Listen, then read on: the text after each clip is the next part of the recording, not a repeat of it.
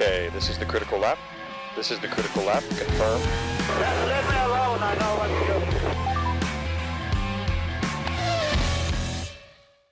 do. Welcome to the Critical Lap podcast. It's race week. Daniel, how are you? Doing all right. How are you doing, Ruben? Man, I'm ready to go. I'll be honest. I'm ready for a good race. No shade towards Suzuka, or as we like to call it, Tsunoda Place Like Home track. But Tsunoda Place Like Home was, well, it was a race. Slow. It was a race. You know what? They did race. I heard that. Yeah. But Jeremy Clarkson has some great comments on that. Maybe we'll get into some of that. I don't know if you saw his I didn't, hot but take. I can't wait to hear him. Okay, we'll get into that in a second. we've got one race this weekend. We got another one next weekend. So it's been a pretty decent stretch of action. I guess every weekend can't be perfect. First triple header. I think if you're going to start off a triple header, maybe start with a slow one and hope we only work our way up from there. Sure. Yeah. Well, welcome to this episode of the Critical Lap. We've got a couple things on the docket tonight. Most specifically, this is your Bahrain Grand Prix-View. We'll be going through the race weekend plans, storylines we're following into the race week, and probably still a little bit of lag, a little bit of leftover sentiment toward the race in Japan from last weekend. But we're excited to get into it today. Before I get started, if this is your first time listening, thanks for joining us. For those that are returning, to our returning listeners or viewers, welcome back. If you're a fan of the Critical Lap, please subscribe, leave us a comment, and we're excited to get in tonight. All right, let's jump into Jeremy Clarkson. He had a note he posted on Twitter, X, whatever it's called now, that said, I have an idea. Stop using tracks with low, where you can't overtake. Yeah. Like these cars are too big, and there was an immediate, I think, kind of kickback from Martin Brundle. Martin Brundle? Is that right? That name sounds right. Yeah. Pundit, F1 pundit, former driver. Yeah, that was basically you get some good ones, you get some bad ones, but, classic Jeremy Clarkson. Jeremy Clarkson loves to simplify things, and he really is good at distilling things down in a way that laymen like me can understand. So I do appreciate him a lot, but I don't think it's quite that simple. It's a fantastic track. I don't think you get one with those types of turns anywhere else where you can just go all out and right, left, right. Right. So I would hate to say no one gets to drive that track anymore in the pinnacle of motorsport, but there is a certain aspect here that hurts the overtake piece, which is these cars are generating more and more downforce. And you heard me nerd out before. Sorry to do it again, but as any surface or any object creates lift, or the opposite of lift, or downward lift, it generates turbulent air behind it. Laminar flow over the top and bottom of a surface. And am I frozen? Is this messed up? Oh, you're okay. We can still hear you go. Sorry. That's okay. Maybe Okay. pick it up with laminar flow. Laminar flow going over the top and bottom of a wing, the air is essentially split, and when it rejoins itself, one of those flows is going faster than the other. So it creates a vortex, right? And that vortex is most pronounced at the edge or the tip of that wing. So these cars, they've had to be developed within the parameters that the F1 has set for this stretch of regulations. And every year they just get better and better at creating more and more downforce. So by the car being able to perform more, right, to perform better and go faster around a track, it is generating more dirty air behind it, therefore making it harder to overtake. I mean, it is just the nature of these cars improving and the sport getting better to watch. As the sport gets better to watch, it gets worse to watch. It's just kind of a balance. Well, I mean, but there's my point again. We just got everybody all smashed together on the grid. Everybody's really close. Suzuka aside, I'm still against. I know it's impossible, but I'm still against mixing up all the regulations so that we go back to square one.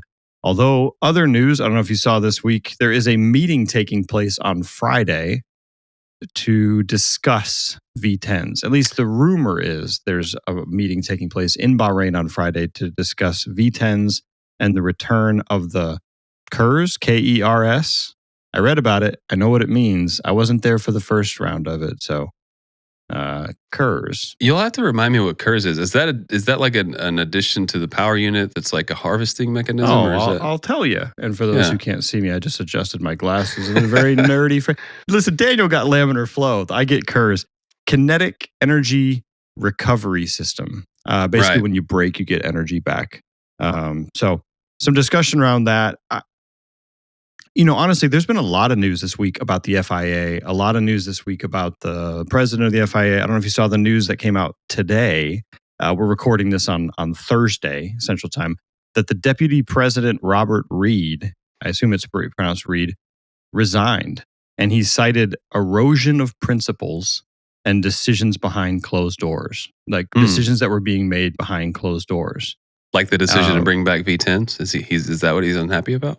I honestly don't know. I suspect that it has to do more with the fact that they fined Carlos Sainz for being a few seconds late to the Japanese national anthem because he had to go to the bathroom. And then I presume they'll fine him again because he had a relatively colorful response to that. Well, for a guy with no appendix, I think you got to give him a break. I don't think literally there's break. literally changes that happen to your digestive system, right? I'm no doctor, but yeah, give him a chance. No, it's surprising. An ex CEO weighed in on it, and kind of said the resignation of the deputy president of the sport clearly indicates there are serious ongoing structural challenges. Like, it's a pretty big statement, but his actual comments were pretty. He said, "When I took on this role, it was to serve the FIA's members, not to serve power. Over time, I have witnessed a steady erosion of the principles we promised to uphold. Decisions are being made behind closed doors, bypassing the very structures and people the FIA exists to present." I assume they mean to represent. So, yeah, kind of surprising. I think Russell already weighed in on it and said something along the lines of, "It's not surprising. We're getting a lot of this kind of news right now, and the drivers have effectively been sort of ushered out of the way when it comes to these discussions, and so they already feel kind of disenfranchised." I'm not sure what to make of all that, but well, I don't want to get too political. I do feel for Sainz having to take a $20,000 bio break. Right. That seems really unfair to me, but these governing bodies of global sports, their hands are not clean, right? Like, there's all the scandal around FIFA and the sort of backdoor deals and kickbacks and things like that. Surely there's something of the sort happening at most global sport organizations. Sure. So I think that shows kind of a lack of awareness when you just continue behaving more and more despot-like. I don't know if that's the right word or not, but it's a very heavy-handed type approach. Right. I just don't think that that's the right corrective measure when you're already getting all this flack. I mean, before the season even started, they got booed at the when they mentioned the FIA. Yeah, the FIA was just uttered, and however many thousands of people just in unison started booing. It's I don't know if it affects the sport. I don't. Maybe it's cool to see the drivers and the team sort of have a villain in common. Maybe it's all part of the show, right? But I don't. I mean, I think the FIA probably stands to gain a little bit by being a little bit more popular. I don't know. Well, I mean, two factors at play here. One is don't lock the drivers down so much, punish them so much, and then punish them for language. I get it if it's like the formal post-race conference and you're interviewing them and you're expecting all the fans to be watching. If you start clamping down too much, you're just going to shut off access to them. They won't take interviews. They won't do interviews. We'll just lose really great content that we love seeing. And I feel like that's already coming out a little bit in the sense that everybody's friends right now on the grid. So, Max Verstappen and Norris, best buds. And like, they're making all these jokes about how we're all best friends. And I keep seeing all these memes that Max Verstappen is taking all the rookies under his wing. And it's just like such a great mentor type figure. And that's fine. I love camaraderie like everyone else, but also, like, is there Is there like any competition left? You guys still have like rocket fuel in their veins, or are we all just kind of buddies hanging out on the track? I think the fans want a little bit of competition. You want a little bit of fire there, and then of course we're happy to see them goofing off in their spare time. But yeah, for sure. I mean, there's always been the comment of like, on and off the track, right? Off the track, there's community, there's all these things. On the track, it's just pure competition. I really think that that's still the case. I mean, you saw Lando try to overtake Verstappen in the pit lane, right? Like, before they even got back on the track. Like, I don't think there's any shortage of desire and aggression and effort in that regard. But I don't know. Maybe that's in years past. There's been like drama between drivers. There's been arguments. I mean, you watch NASCAR and you see all the stuff that happens like right there in front of everybody on the track. So I do think that like that the nature of the sport allows or maybe drives some of that personality or things kind of coming to a head or boiling over. So I just wonder, what's driving, what in Formula One today is driving this benign off-track community versus what you see or what you have seen. And don't get me wrong, too. I'm sure the same exact arguments were made when they introduced the halo and other safety features. Oh, you're taking away the excitement of the sport and things like that. Well, don't be stupid. We don't want to see these guys crash and get injured or killed. That's worth introducing. So I don't want to sound like it's don't change anything. But at the same time, if you take away all that excitement, if you take away if money talks and you get to a point where, hey, we cannot have either of our cars crash out. We need both to finish. It's all about like finishing, maximize the points. You'll start losing all those great inter-team battles, right? If team orders keep coming around and you don't get your Hamilton, Rosberg battles on track, if you don't see McLaren drivers start flaring up at each other, you're going to lose something, right? Everybody will cross the line. Everybody will get maximum points, and it won't be as fun to watch. Right. Anyway, exciting stuff there. And all right, let's get into the Bahrain Grand Prix. So Bahrain Grand Prix this weekend, it is not a sprint weekend, so we get the one race.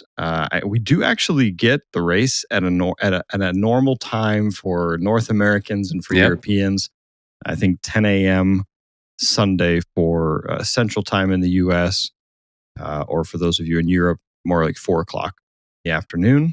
Because it's an evening race, right? It's I like to call it a twilight race. I don't know if they do this at every track that's in that hot environment like Abu Dhabi, Bahrain, but I think they kind of start it like as the sun's going down, so the track cools off as the race goes on. Adds just an extra element of difficulty for the drivers to have to adapt to that changing condition. Yeah. But I really like those night races like that. Yeah, it's fun, and I know there's plenty of temperature changes in other tracks, or even just full weather changes. But it does add a lot when your practice sessions are heat of the day, maybe with wind, and then you lose all that wind and the temperature falls off, right? You get massive changes there. I know on the circuit itself, I think it's turn 11, 12 that's real gusty and windy all the time. So that changes dramatically when you get some wind in there. But top storylines we're following. I mean, just right off the bat, we already covered this. Just to see some actual racing, for the love of all that is gas powered and hybrid supported. I just want to see combusting internally. Yeah, just 3 DRS zones. So hopefully some more overtaking, some more action. Probably unlikely we get rain, but unlikely we'll get grass fire either. That would be nice. What are you looking forward to on this race? Yeah, no fire is preferable. We've had fires in Bahrain in the past, and it's definitely scary times, weird moments. 3 DRS zones is going to be refreshing to the one we had in Suzuka, the short one we had in Suzuka this past weekend. The track isn't actually brand new. It's not new. It's not the newest of the tracks on the calendar. I thought it was a little bit newer, but doing some research for this recording, I realized it was built in 2004, I believe. Yeah. I'd have to go back to my notes, but been around. Yeah, in 2004, the cars still weren't as big. They weren't. They had just a completely different configuration. But three DRS zones is going to make for some decent action on the track. Like I said before, the dirty air, it's increasing. It's evident that this year there's more of it. It's the cool thing that we saw when we got into the regulations that we're in now was suddenly cars could follow more closely behind the one in front. So, I do think that's diminished. I think that's, we're in our fourth race now. That's proven out. So, tracks like these with lots of DRS zones make for, optimized outcomes. Optimized outcomes, and then you start seeing strategies where drivers pass. They wait to pass until the second or the third DRS zone, because if you pass in the first, you just get repassed the minute you cross that next line. So that adds some a fun element to this. Can Alpine get on the board this race? Gasly's been really close. I mean, what are they doing? No, okay, that's two. I think we can use that joke one more time, and then we have to let go of that one.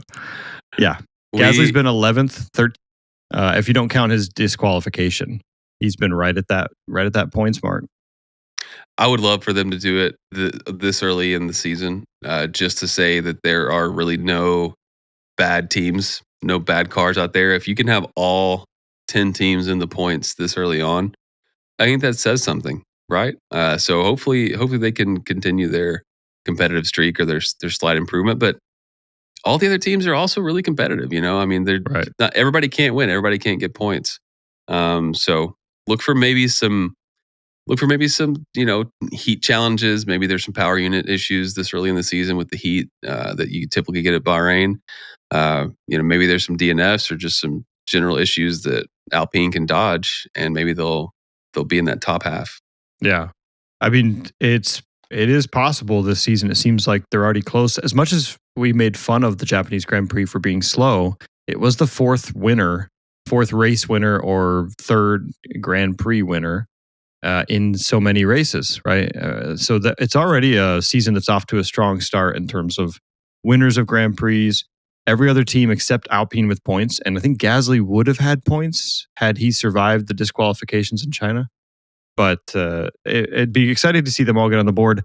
Also, don't look now, but Alonso is at the bottom with 2 rookies and Liam Lawson with no points, and they're the only 4 drivers that have no points yet this season. Big struggles for Alonso. I don't know what I would call it. It's the driver's only as good as the car. Right. But we have seen the car sort of do okay at the hands of Lance Stroll. Other than the DNF, I'd say disappointing season for Alonso so far. Yeah. And I mean, DNF's disappointing for sure, but to me, that just kind of robs his ability of performing in some way, right? Or showing some change in that trend. So, yeah. You have to assume that Fernando Alonso is going to turn it around and find a way to get back into the points. But, and I misspoke. I think Gasly's down there as well with him. So, both of the Alpine drivers, obviously with no points, Liam Lawson and Gabriel Bortoleto. I'm excited to see. I would love to see Alpine get some points and kind of carry on the trend with all teams performing well, all drivers doing well. Another exciting factor, for those of you who are kind of looking, how do I schedule my weekend? What can I watch? What do I have time to watch? Grand Prix on Sunday morning or afternoon for U.S. time zones or European time zones. Qualifying will be worth watching. That's going to be midday in the United States and evening for Europe. The qualifying should be fun. Another one that might be worth tuning into is going to be that early practice session, free practice 1. There are 6 more rookies joining free practice 1 to test out cars that might be worth taking a look at, especially just given the sense that we just saw 5 rookies, 4, I guess, join the track this year. But Red Bull, Ferrari, Mercedes, Haas, Aston Martin, and who am I forgetting? Williams are all bringing rookies to the table. I say they're bringing rookies. One of them, I think it's Ryo Hirakawa with Haas. He's like 31 years old, so he's a pretty veteran driver, but technically not recently jumped to Haas, right? Previously at Alpine, yeah, and he had driven with Haas in some testing last year, I think. But the Toyota sponsorship of the Haas team is an interesting one. It's brought some interesting improvements at the team, some changes. Word on the street, and maybe I read this somewhere, but back when the partnership was first announced, what it said, one of the motivations for Toyota to get back into Formula One was its ability to compete for engineering talent in Japan was diminished versus Honda. So, now that Toyota's back, you see another Japanese driver, or, Japanese, unit of talent, let's just call it, kind of coming along with it. It seems like that's working well in their favor. Interesting. I mean, there are 2 Japanese drivers joining, both in that six pack of rookies. The other one is Ayumu. It was Iwasa for Red Bull. Again, Honda powered engine for the moment. So interesting to see some more rookies get on the field, and I think worth watching. I think it's like anything. When you start getting into the sport, you start looking at how they're recruiting and where they're getting the next round from, who's coming up next. In some ways, it doesn't seem like there's any room left in Formula One. There's been a lot of talk about how do we get Sergio Perez back, especially after all the Liam Lawson, Yuki Tsunoda. I think everybody kind of arguing that they knew all along that Sergio Perez was a good driver and belongs on the grid. Right. We're adding one team next year, but it doesn't feel like that's enough to hold all the talent that is around. We've got Valtteri Bottas sitting in the wings, Sergio Perez without a seat, Franco Colapinto, who seemed like he was doing well without a seat. And we'll see if in a few more races, I guess, but none of the rookies really doing horribly. I know you could make an argument for Doohan's not going to be doing this next year, but so far they're doing all right. All right, so that's what we're looking forward to for the circuit. I'll say in addition to these rookies just kind of waiting in the ring, some of the talent on the grid's getting stale. I mean, there's something to be said about someone who's proven, who can drive consistently, not wreck the car, as we talked about before. But I'm not going to name names today, but there's a few people who should be aging out, if you ask me. Why do I have to have the hot take that it's Fernando Alonso's time to retire? I mean, I'm not even thinking Fernando Alonso. No, I think Alonso's earned his spot as someone who, if he wants a seat, can have it. Sure. Just on the technical contributions he can make, just on the he can wring the neck of whatever car he's in. Right. That and Brad Pitt's like, please stick around a little longer and make it more reasonable that I'm driving a Formula One car in this movie. Yeah, at least past June when my movie releases, so that it looks more realistic. No, I'm thinking 60-year-olds driving. I'm thinking people like Ocon, Gasly. Yeah. I mean, Lewis Hamilton, greatest of all time, no doubt about it. But he's had his run, and I mean, if he were to say, guys, I'm hanging it up. So you think Lewis Hamilton should retire this year? No. That's what I heard you say. I heard you say it right here. Yeah, you heard it here. No, I'm just saying, there could be several spots open up in the near future. Put it this way, there are several drivers who have not impressed recently. And at some point you have to ask, is it time to move on to some drivers that either have impressed or that are young and give them a shot? And I'm not saying Hamilton hasn't impressed. I'm just saying if Hamilton were to say, hey guys, I'm done, I think everyone would say, wow, what a great run he's had. Right. What a great career. And, enjoy your time on the beach, on your yacht, whatever. What do you have against Hamilton? All right. Don't make me say something I don't want to say, Ruben. Come on. Well, leave your comments. Leave your comments for Daniel about how you feel about his opinion of Lewis Hamilton, and we'll get to those as soon as we can. All right. Well, that's about all we need to know for the circuit. It is a strong circuit. Should be fun. Not a very boisterous crowd, so you don't get that sort of Suzuka Grand Prix crowd energy. But it should be good.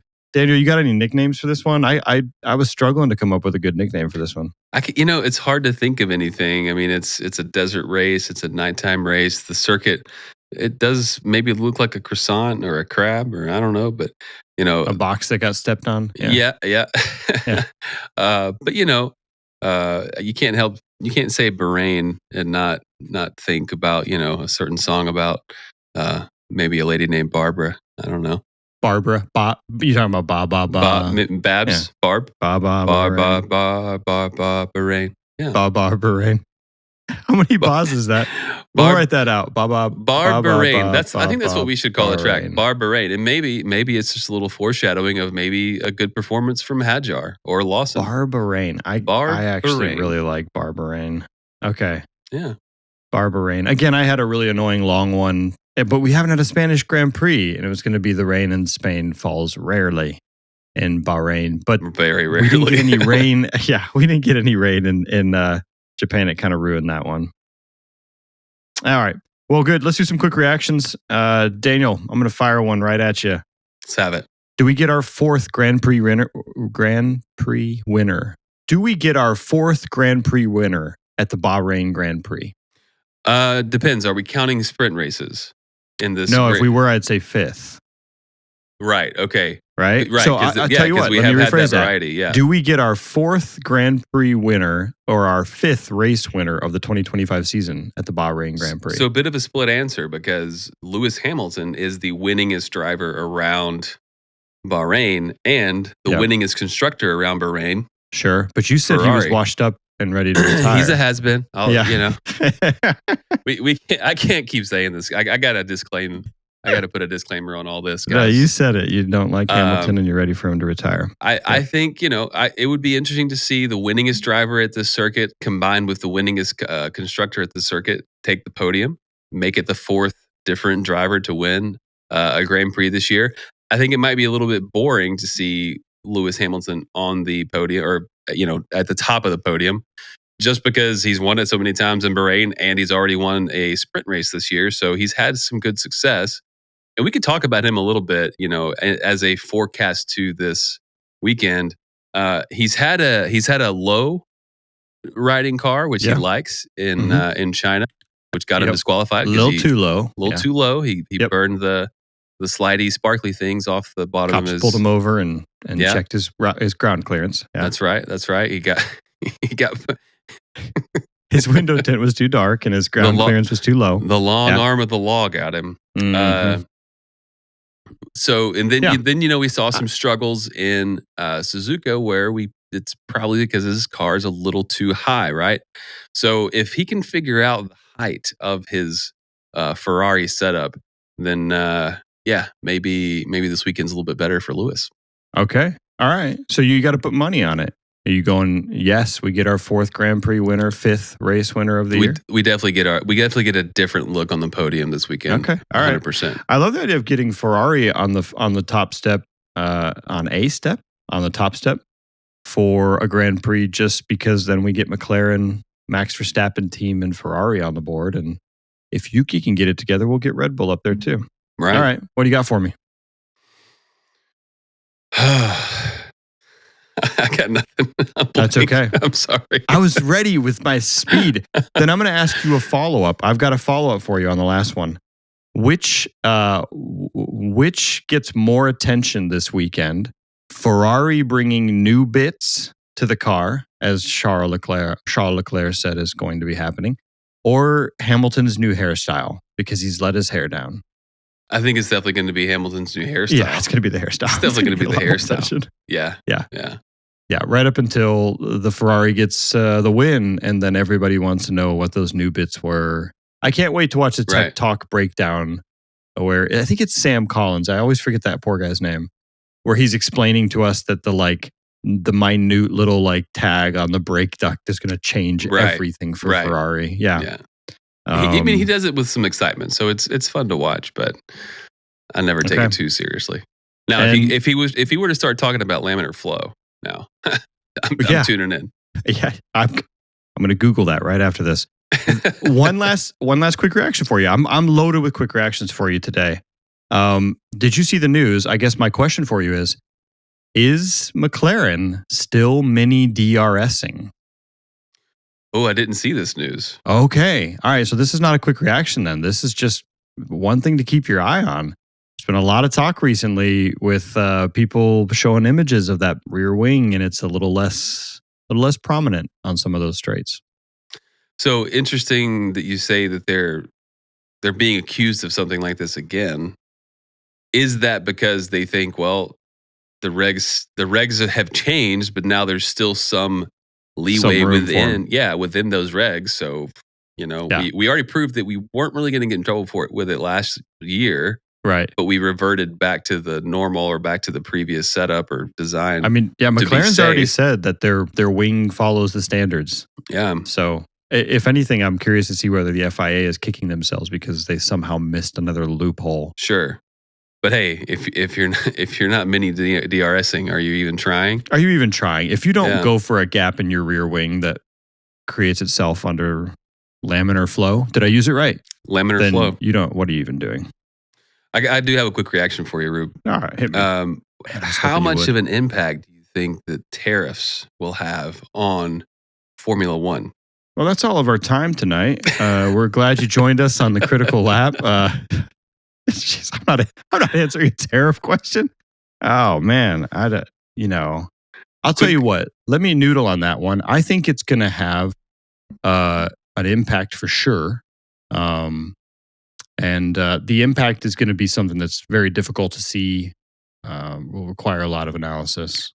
Here's the thing. Something like 26% of Ferraris are sold in the U.S. Something like 40% of McLarens are sold in the U.S. Something like 13 or 15% of Mercedes are sold in the U.S.